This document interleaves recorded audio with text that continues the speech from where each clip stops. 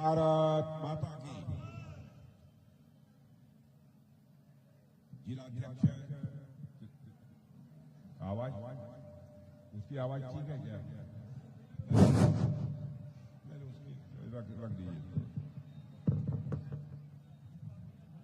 जिलाध्यक्ष चंद्रदेव जी मुखिया, जिलाध्यक्ष आवाज ठीक है।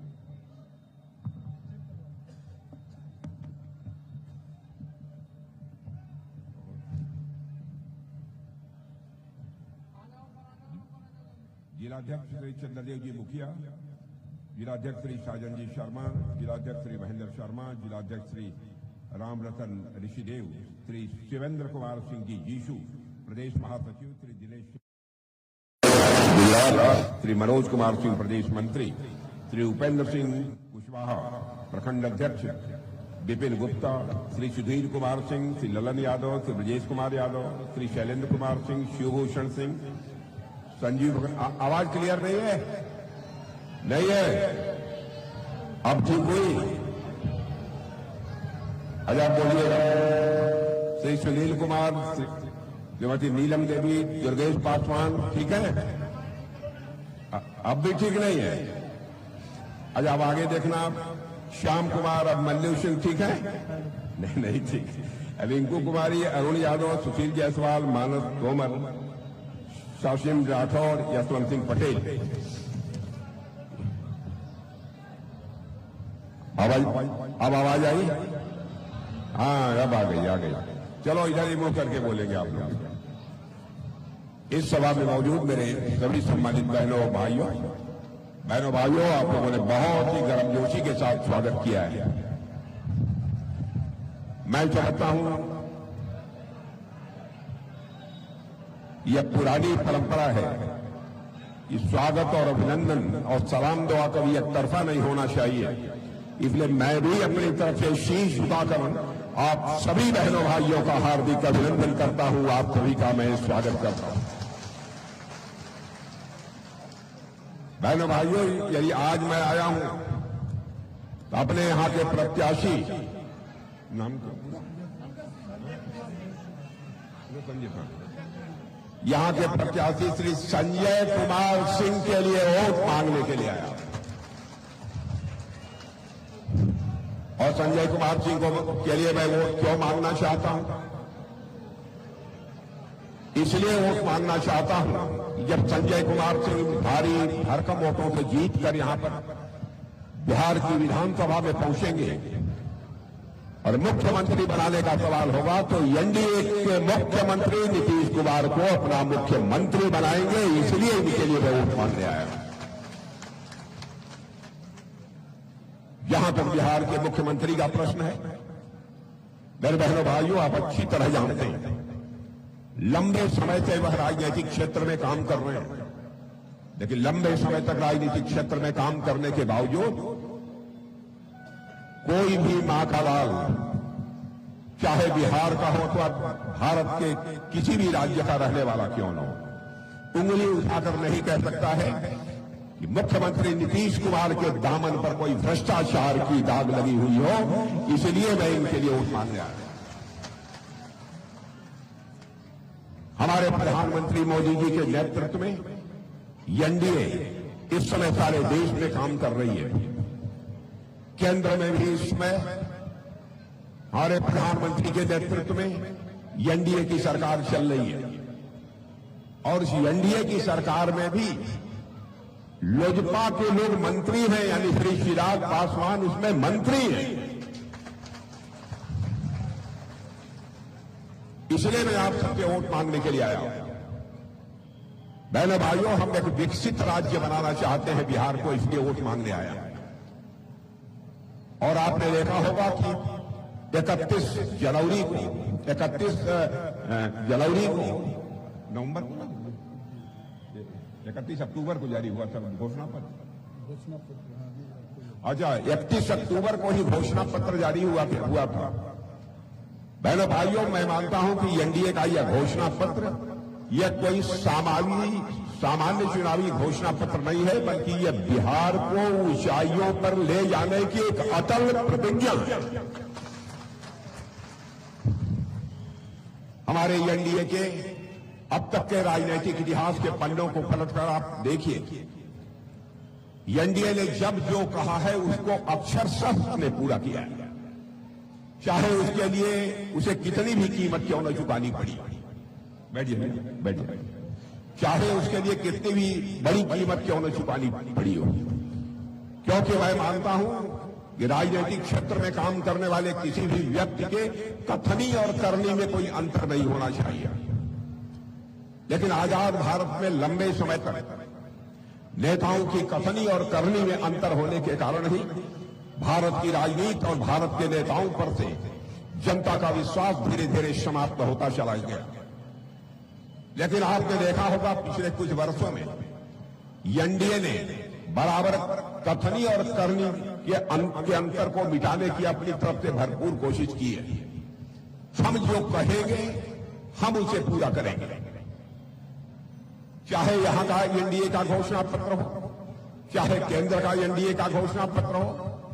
आप उठाकर देख लीजिए, एक एक चीज जो हम लोगों ने अपने चुनावी घोषणा पत्र में कहा है उसको हम लोगों ने अक्षरशः पूरा किया है।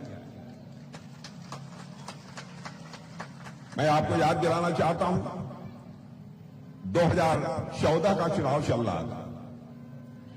उस समय मैं भारतीय जनता पार्टी का राष्ट्रीय अध्यक्ष था। उस समय भी जो चुनावी घोषणा पत्र बन रहा था, हमारे प्रधानमंत्री बार बार यह कहते थे कि राजनाथ जी घोषणा पत्र को देख लीजिएगा, उसमें कहीं कोई ऐसी चीज नहीं होनी चाहिए जिसे कि पूरा न किया जा सके। उसके बाद 2019 में भी अब चुनावी घोषणा पत्र बनने लगा, उस समय भी उन्होंने यही बात मुझसे कही, और 2024 में भी जब घोषणा पत्र बनने लगा तब भी उन्होंने यही बात मुझसे कही।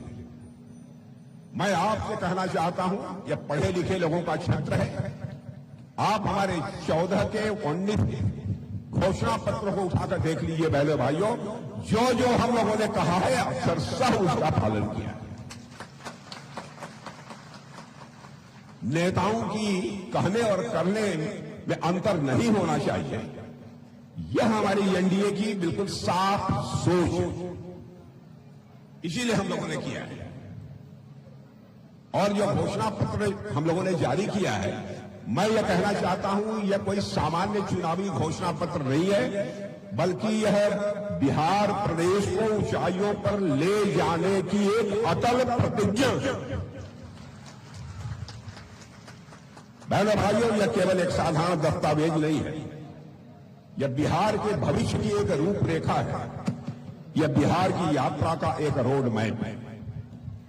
31 अक्टूबर को ही घोषणा पत्र जारी हो गया है। घोषणा पत्र में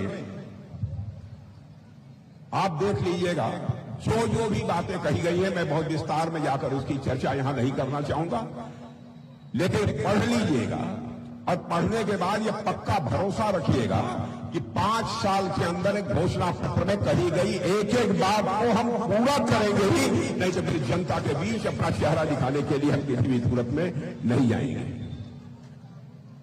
इसके पहले भी जो कहा था हम लोगों ने, हमने करके दिखाया है।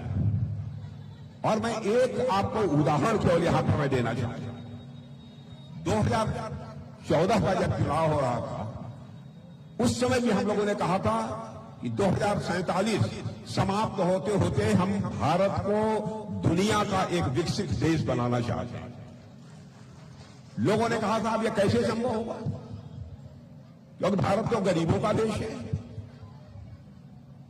यहां पर किसी भी सूरत में संभव नहीं है। लेकिन हम लोगों ने करके दिखाया। पढ़े लिखे लोगों को इस बात की जानकारी होगी, 2014 में जब मोदी जी के नेतृत्व में हमारी एनडीए की सरकार बनी थी मेरे बहनों भाइयों, तो उस समय हमारा भारत धन दौलत के मामले में, यानी इकोनॉमी की साइज, अर्थव्यवस्था के आकार के मामले में दुनिया के देशों में 11वें स्थान पर खड़ा था। लेकिन 11 वर्षों के अंदर वह करिश्मा हो गया मेरे बहनों भाइयों, जो हमारा भारत धन दौलत के मामले में दुनिया के देशों में 11वें स्थान पर खड़ा था, आज वह जंप लेकर दुनिया के देशों में 4थे स्थान पर पहुंच गया है। और भारत जिस तेजी के साथ आगे बढ़ रहा है, अब दुनिया की मानी जानी फाइनेंशियल फर्म्स, वित्तीय संस्थाएं अब यह दावा कर रही हैं कि भारत जितनी तेजी के साथ आगे बढ़ रहा है, भारत को आगामी साल, 1.5 साल, 2 साल के अंदर ही धन दौलत के मामले में दुनिया के देशों में तीसरे स्थान पर खड़ा होने से कोई रोक नहीं सकता है। यह मैं नहीं कह रहा हूं, भारत की किसी फाइनेंशियल फर्म ने नहीं कहा है, अंतर्राष्ट्रीय फाइनेंशियल फर्म ने यह बात कही है। यानी हम जो कहते हैं वह करके हम आपको दिखाते हैं।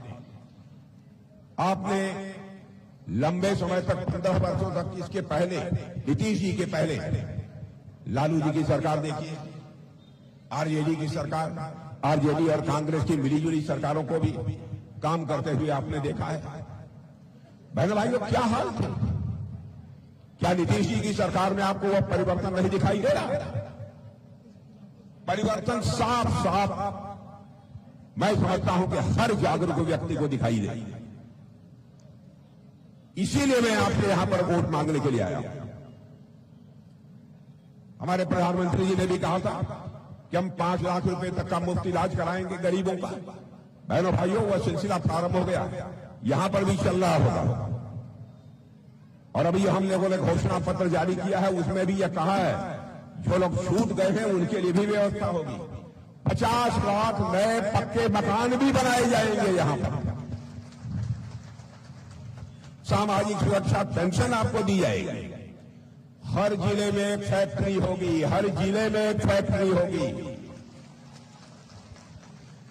मध्यम, लघु और कुटीर ऐसे सारे 100 उद्योगों के एमएसएमई पार्क यहां पर बनाए जाएंगे ताकि हमारे नौजवानों के हाथों को रोजगार का अवसर मिल सके। यानी 50,000 ऐसे कुटीर उद्योग होंगे ताकि हमारे बिहार राज्य के नौजवानों के हाथों को रोजगार का अवसर मिल जाए।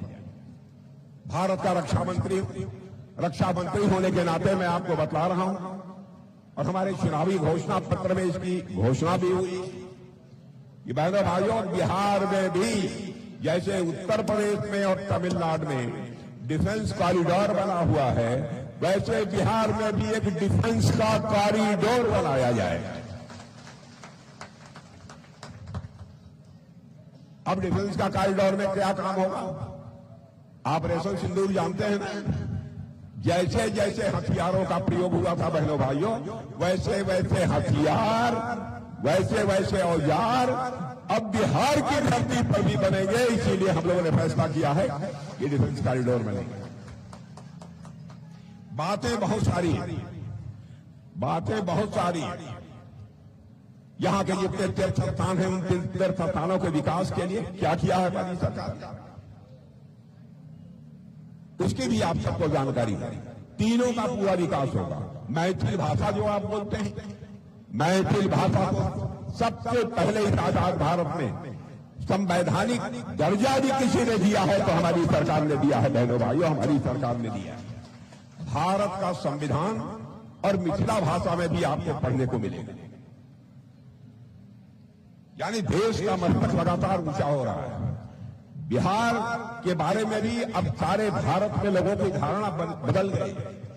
मैं दुनिया के दूसरे देशों में जाता रहता, पहले भी मैं जाता, बिहार के बारे में क्या धारणा थी? लोग कहते थे बिहार में कोई कानून और व्यवस्था नाम की कोई चीज नहीं है। अब धीरे धीरे नीतीश जी के आने के बाद यहां के कानून और व्यवस्था के बारे में भी लोगों की धारणा बहनों भाइयों पूरी तरह से बदल चुकी और हालात बेहतर होते जा रहे हैं। आप देखिए जहां जहां हमारी सरकार है वहां पर कानून और व्यवस्था के हालात किस प्रकार के हैं। किसी मां के लाल की हिम्मत नहीं होगी बहनों भाई सीने का बटन खोलकर गुंडागर्दी करके सकुशल अपने घरों में चला जाए, ऐसा कोई बचेगा नहीं। इसलिए मैं आप सबसे निवेदन करने आया हूं कि आप सबका पूरा भरपूर समर्थन हम लोगों को प्राप्त होना चाहिए। हर वर्ग का सशक्तिकरण हो, हर वर्ग का सशक्तिकरण होना चाहिए। पर्यटन की दृष्टि से भी विकास होना चाहिए। किसान सम्मान निधि के बारे में हमारे प्रधानमंत्री जी ने 6,000 रुपया हर किसान परिवार को देना प्रारंभ किया कि नहीं? 2017 से 6,000 रुपया आता है कि नहीं आपके खाते में? हाथ उठा के बताइए। आज में सुन लीजिए, सरकार बना दीजिए, 6,000 नहीं, अब आपके खाते में 9,000 पहुंचेगा मेरे बहनों भाई। मछली पालकों, मछली पालने वाले मछली खाते हैं, मिश्रा में तो मछली खूब खाते हैं। मछली पालकों की सहायता जो 4500 रुपया 4,500 से बढ़ाकर अब 9,000 रुपया कर दी जाएगी। और यह भी वचन देकर जाता हूं, 1 करोड़ माताओं बहनों को हम लखपति दीदी बना देंगे, वह लखपति दीदी कही जाएंगी। 1 करोड़ ऐसी माताओं बहनों को। और पढ़ाई लिखाई के मामले में गरीब अब चिंता न करें, गरीब परिवारों के लिए केजी से लेकर पीजी तक, यानी प्राइमरी से लेकर पोस्ट ग्रेजुएट तक मुफ्त शिक्षा दी जाएगी, बिना पैसे की शिक्षा दी जाएगी। यानी कई ऐसे जो रेल, रोड, इन सब सारी चीजों का विकास होगा। यह सब सारी बातें हमारे घोषणा पत्र में कही गई। मेरे भाइयों, जमाना लद गया, जब तक रहेगा समोसे में आलू तब तक रहेगा बिहार में लालू। अरे आलू तो आज भी है, लेकिन लालू गायब। नीतीश जी मुख्यमंत्री है, ये इसलिए मैं आप सबसे निवेदन कर रहा हूं कि आप सबका समर्थन हमारे एनडीए के प्रत्याशी को प्राप्त होना चाहिए। तो आप समर्थन देंगे ना, बात पक्की ना? और इतना यकीन दिलाना चाहते हैं कि एनडीए की सरकार किसी भी सूरत में आपका मस्तक झुकने नहीं देगी मेरे बहनों भाइयों, किसी भी सूरत में झुकने नहीं देगी। आपने देख लिया होगा, ऐसे ही अप्रैल मई के महीने में पाकिस्तान के कुछ आतंकवादी घुस आए भारत में, चोरी छुपे और घुसकर हमारे भारत के लोग जो कुछ वहां घूमने टहलने के लिए गए थे, ऐसे 26 लोगों की धर्म पूछकर उन्होंने हत्या कर दी। धर्म पूछकर मार डाला। किस धर्म के मानने वाले बहनों भाइयों? उसके बाद मैंने एक बैठक की। मैंने सेनाध्यक्ष, वायु सेना अध्यक्ष, नौसेना अध्यक्ष, राष्ट्रीय सुरक्षा सलाहकार सबसे पूछा, आप लोग ऑपरेशन के लिए तैयार हैं? लोगों ने कहा तैयार हैं। तो मैंने कहा चलिए प्रधानमंत्री जी के यहां। प्रधानमंत्री जी ने बैठक बुलाई, प्रधानमंत्री जी के साथ बैठे। सारे हालात की जानकारी प्रधानमंत्री जी को वैसे थी, फिर भी दी गई। जानते हैं प्रधानमंत्री जी ने क्या कहा? प्रधानमंत्री जी ने कहा आप लोगों को खुला हाथ में छोड़ता हूं, जो करना चाहते हो कर डालिए।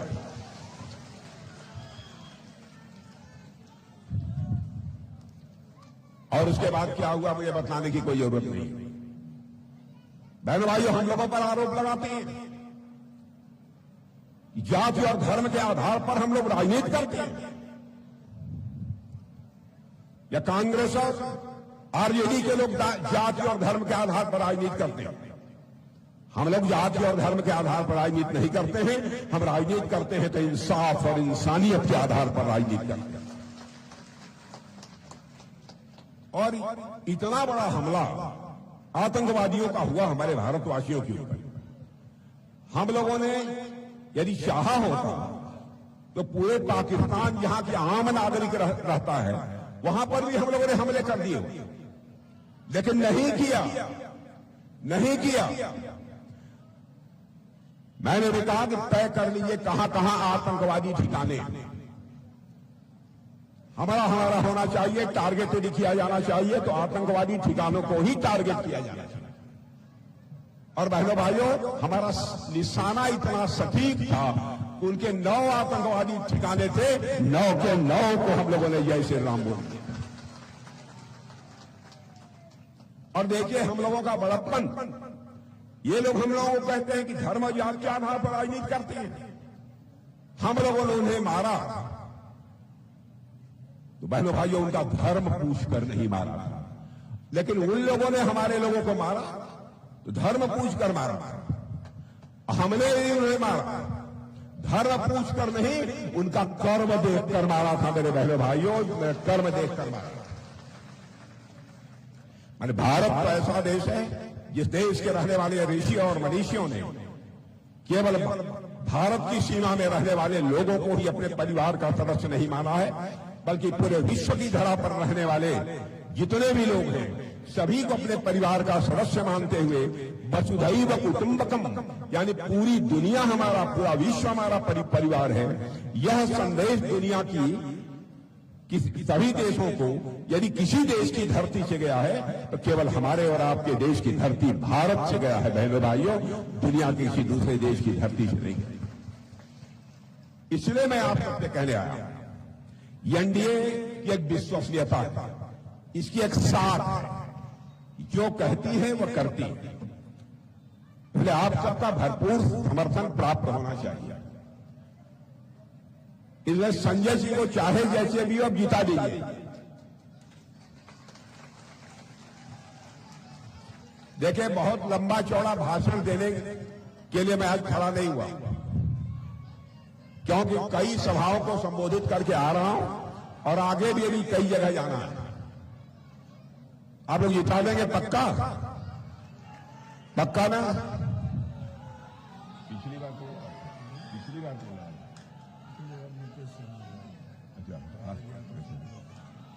अच्छा, ठीक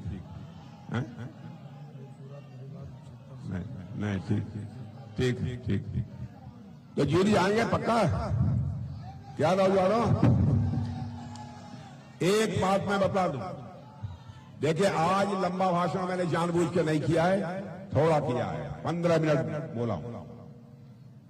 आप संजय सिंह को जिता दीजिए और उसके बाद यदि संजय जी हमको बुलाएंगे तो मैं फिर से यहां पर आऊंगा।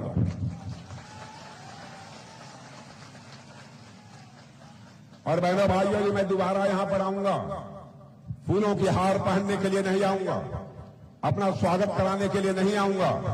दोबारा यदि मैं यहां आऊंगा तो एक बार शीश झुकाकर यहां की जनता के प्रति आभार व्यक्त करने के लिए आऊंगा। तो चलें, बोलिए भारत माता की, भारत माता की। बहुत बहुत धन्यवाद।